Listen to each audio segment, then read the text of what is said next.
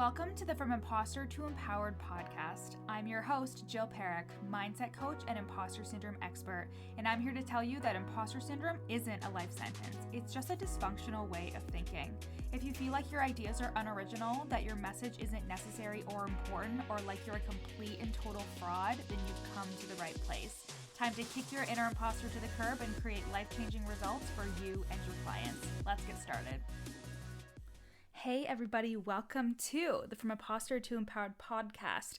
I'm your host, Jill Perrick. I'm a business mindset coach and I specialize in imposter syndrome. And if you're here, you're either new to the pod because of this 3-part series, or you are here because you just love listening to the podcast and you just want to hear everything I have to say, even if you're not necessarily new to the online coaching world. So this series is a 3-part series called Overcoming Imposter Syndrome. And I sectioned it off into 3 parts because I really feel like there are different stages and different experiences when it comes to imposter syndrome, depending on where you are in your online coaching journey. Now, a lot of these things can be used interchangeably with like coach and service provider and entrepreneur. A lot of the things are the same, but I primarily work with coaches, so that's why it's for coaches. But it doesn't matter who you are. I feel like if you're within the online space in some way, if you're an entrepreneur, I'm sure you can glean some assistance from this 3-part series. So I'm so excited to have you here. And again, I'm a business mindset coach and I specialize in imposter syndrome. I have 6 years of education in psychology and intra and interpersonal conflict. I also have a mediation certification and I'm a certified neurolinguistic programming practitioner, master practitioner, and as well as clinical hypnotherapy, EFT tapping techniques, time techniques. I'm also a Reiki master and a breathwork facilitator. So this is an example of somebody who went, I don't have enough qualifications. How about I stack a bunch of shit on top of myself so I feel good enough? And you know what? I don't have any regrets for any of the certifications or things that I did. This is never me knocking, doing more, and like being more educated and having more information, because especially as a coach or as a service provider, you should be constantly working on your skills, sharpening your skills, learning things so you can better serve your clients. The problem is when you still don't feel good enough and therefore you're not taking action or you're beating yourself up, like really affecting your emotional wellness, even though you have all of the qualifications. So we don't want to go chasing qualifications and certifications because we think it'll make us feel better. You already know, if you listen to the podcast, that like nothing that you achieve externally is going to make you feel any better, because if you're not cultivating whatever feeling you're trying to achieve right now, it's not going to happen just by an external circumstance. So that's the beginning. And let's get into it. Overcoming imposter syndrome if you are new to the online coaching world. So the first thing I have to say to you is you're not special. And what I mean by that is you're not special. You're not more different or whatever than anybody else who is in this online space. You can do this. And when I first came into the online space and I saw people, making money from their phones and showing up on Instagram and being like, I sold out my launch, I was like, how? Like, I genuinely couldn't fathom how somebody would pay somebody on the internet thousands of dollars. Like, I was just like, this is never gonna happen for me. Like, I'm just not that special. I don't have whatever I think that they have. And something that really helped me was not that I'm not special in a unique way. I'm just not special in that like anybody can do this.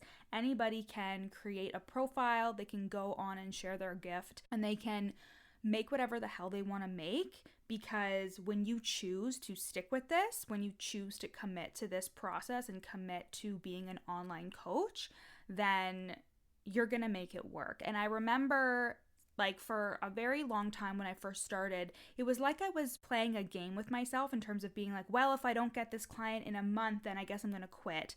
But it was a very subconscious game. Like I didn't realize how non-committed I was. So that kind of like leads me into the point of how committed are you? Like, are you just in this to make a quick buck?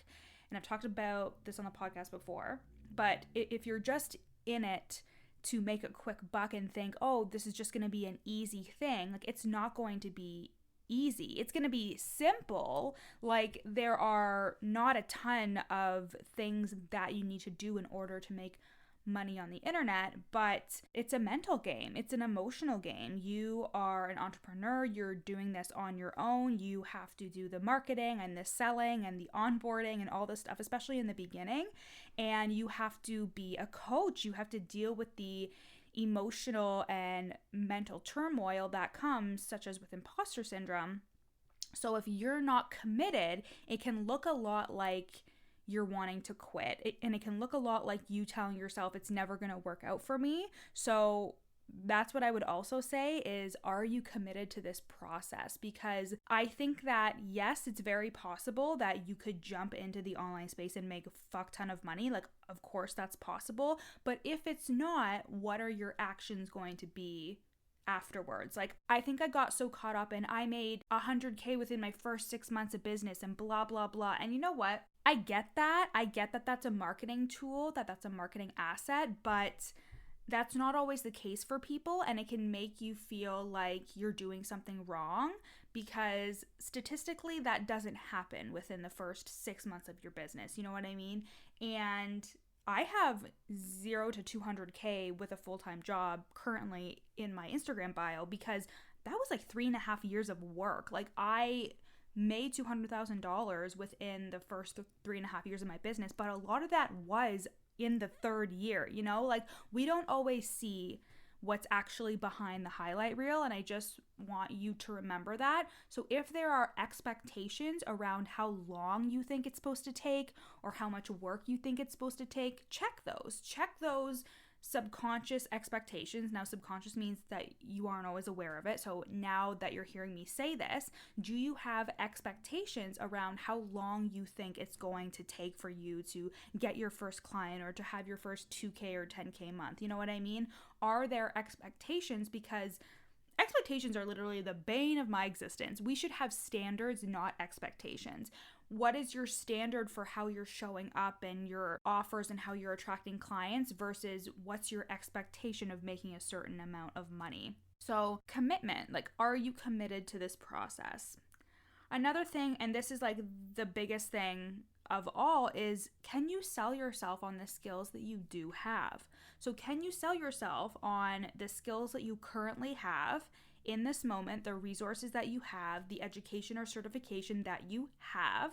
When I came into the online space, I have my master's and I just didn't have my coaching certification. So I'm iffy about coaching certification, because the certification that I got was more about neuro-linguistic programming versus like actual learning how to be a coach. But I had done so much work within the therapy realm that I feel really confident in my coaching skills. But again, this doesn't mean to say that I'm not going to go and get further certification at some point, but I didn't sell myself on the skills and the experience that I had at that moment. I was unable to look at all of the things that I could help somebody with what I already had. So I was constantly seeking out more and telling myself in the process that I wasn't good enough. So how can you really sell yourself right now on the skills and the resources that you have to help somebody?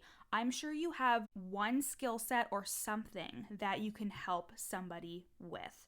And if you're saying no, there's no way that you came into this industry and didn't have an idea of what you wanted to do. But maybe you got here and started your Instagram and started looking at other people and stuff like that, and you started to like retract and recoil and think like, oh, I don't think I can do this now. Like, I see this person who's a business coach or a mindset coach or a life coach, and she has all of this and she's doing all of that, and I'm not good enough. But we all have to start somewhere. So instead of thinking to yourself, what do I need to do for someone to pay me? Think about, what do I already have that somebody could pay me for, that I could help somebody with?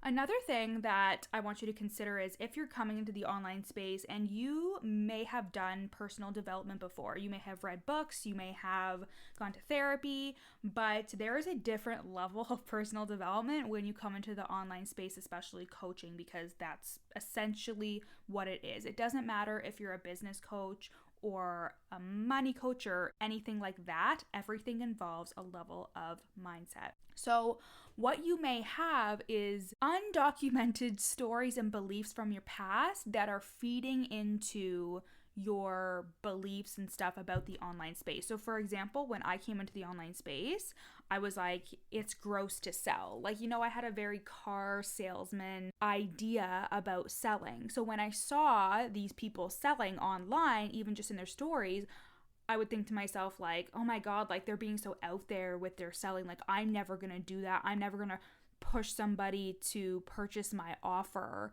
I'm not going to be salesy about it or whatever.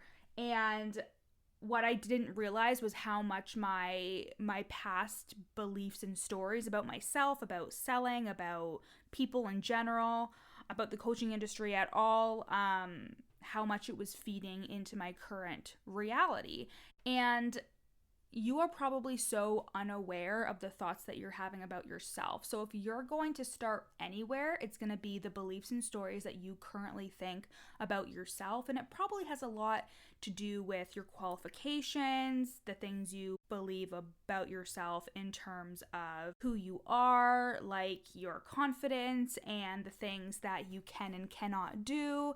I know that when I first started out, I was like, it's so funny because I was like, I'm going to become an online coach because that way I can control my own environment with regards to having a job. And because I have a speech impediment, I thought, I'll become an online coach and I won't have to speak as much. And isn't that so funny? This is literally public speaking all the time. I'm either doing podcasts or I'm on calls with people who I don't fucking know. I'm doing videos. I'm going to networking events. Like, there's tons of public speaking. So I just think it's hilarious how I used to think that. But I used to tell myself, like, I can't be a good coach because I stutter, or nobody is going to want to work with me because I stutter. So instead of actually being aware of those things, they would just recycle in the back of my mind.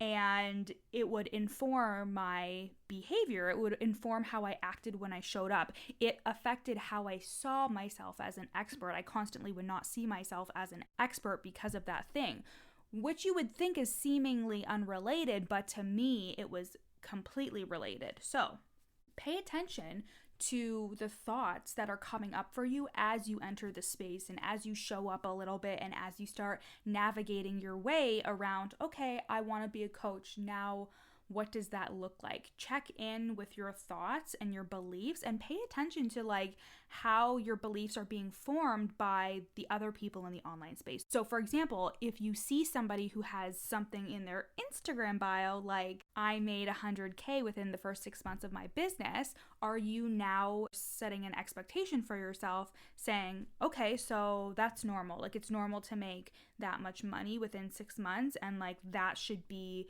my barometer. You know what I mean?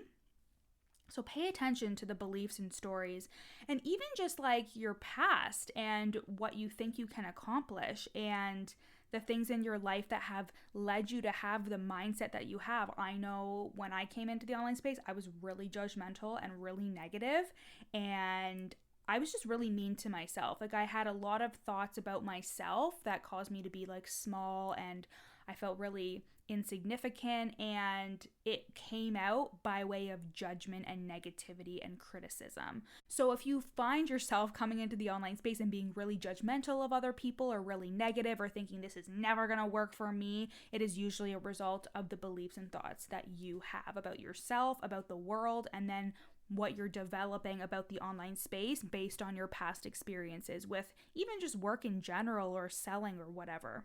And something that I want to bring up to you is the fact that so often in life, evidence has to precede belief. So we come into the online space with, we need to see the results in order to feel good enough. So let's just take that example with regards to imposter syndrome. We need to get a client to feel like, okay, we're doing this. I'm not a fraud. I'm not an imposter. That's what we tell ourselves, right? But actually in the online space, belief has to precede evidence, especially when you haven't worked with anybody before and you're just getting started and you're just really navigating your way through this process. Your belief has to precede the evidence. You have to believe in yourself first. And for you, that probably sounds counterintuitive because you're like, how can I believe in myself? Well, let's go back to the point where you're going to sell yourself on what you already do know and do have. So let's just assume that you've done that. This is going to help build a little bit of belief in yourself with regards to, yes, I actually can help somebody. So for example, I bought these bloating pills. They're from Arrae, Arrae. And these people launched this product, right? They launched this product with all these ingredients, and they didn't necessarily know as soon as they created it that it was gonna work, right? So as they were putting all the ingredients together, they were just thinking, okay, so this helps with bloating and this helps with bloating. It's a really cool natural supplement. And as they were putting it together, imagine what would have happened if they would have constantly told themselves, this isn't going to work. This isn't going to work. Oh my God, it's not going to work. Oh my God, blah, blah, blah, blah. They probably wouldn't have continued with making this product because they didn't have the belief. Of course, they're going to test it after they put it together before they sell it.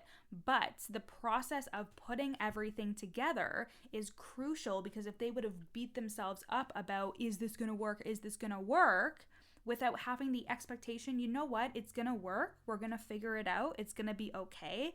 They had the belief that preceded the evidence before they actually sold a thing. They had the belief that this is going to work. And that's the way that you have to see your offer, or when you're creating your program or the problem that you can help fix for somebody. You have to believe that it's going to work. And if you want to use the online coaching space as evidence for yourself, you can see that there are life coaches, that there are mindset coaches, that there are business coaches, that there are money coaches that are very successful at what they're doing. There is the evidence, but your brain is like, yeah, it works for them, not for me. And that's where we have to come back to, like, you're not special. You can do this. They figured it out and they had all the same thoughts as you when they started out, and now you're just in that position. And to think that you need the evidence first is a very linear way of thinking, is a very 9-to-5 employee brain kind of thinking.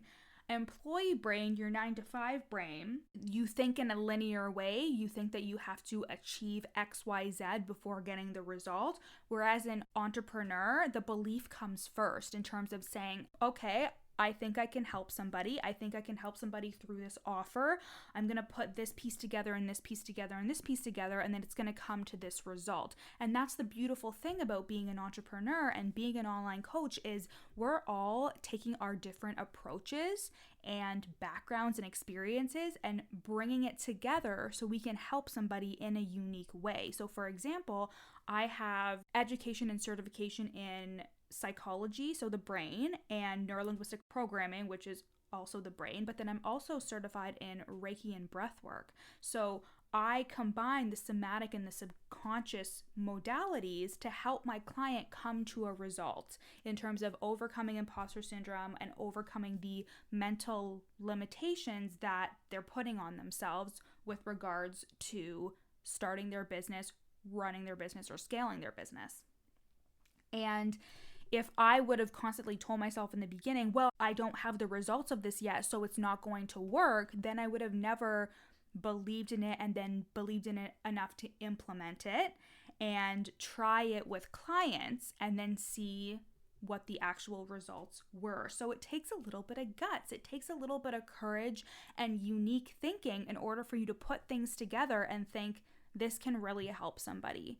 And you can also use your own experience as well. If you went through something and you were able to come out on the other side of it, if you're able to look at that and be like, wow, this modality, this thing really helped me achieve this result, I know I can help somebody else do the same, in addition to any education or certification or experience that you have, there you go. But your belief has to precede the evidence first, and you got to kind of like wrap your brain around that one. So like really spend some time thinking about it, is what would I do if I believed before I saw the result? How would I act? What would I be thinking if I knew that the belief of this is going to work, I can make this work, I can get results for somebody? What would you be doing in order to make that a reality? Okay, so we talked about a couple of things within this episode. I don't want to make them super duper long, but let's kind of recap. So first, you're not special. You can do this. There are so many people in this industry. It's a huge industry and it's going to constantly be growing.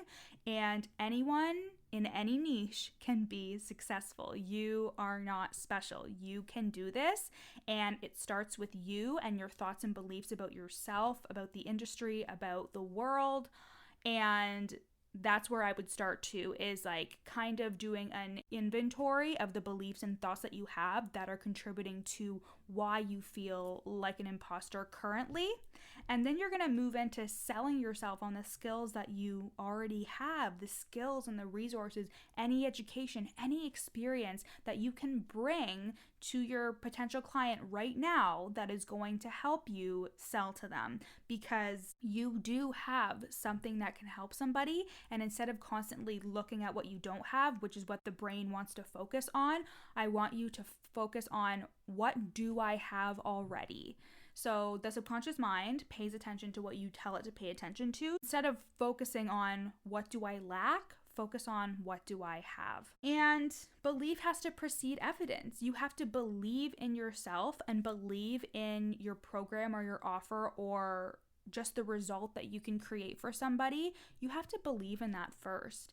And this is easier than you think. It really is. It is remembering that the reason why you don't believe in yourself or believe in the results can be because of past stories and experiences and beliefs that lead you to think that you can't believe in yourself, or that you can't believe in coaching, or that you can't believe in helping somebody change their life.